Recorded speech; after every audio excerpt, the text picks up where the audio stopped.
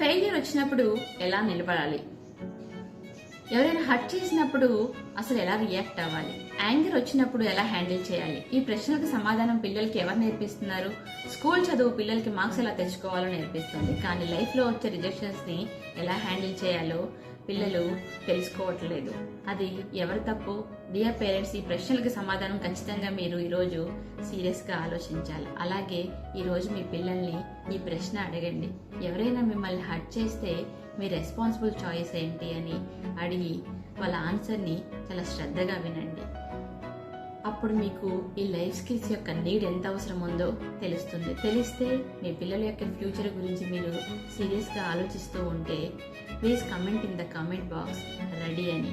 Then I will send details. This is the only for the parents who are serious about their children's life. Thank you for watching. For more videos, stay tuned to my channel.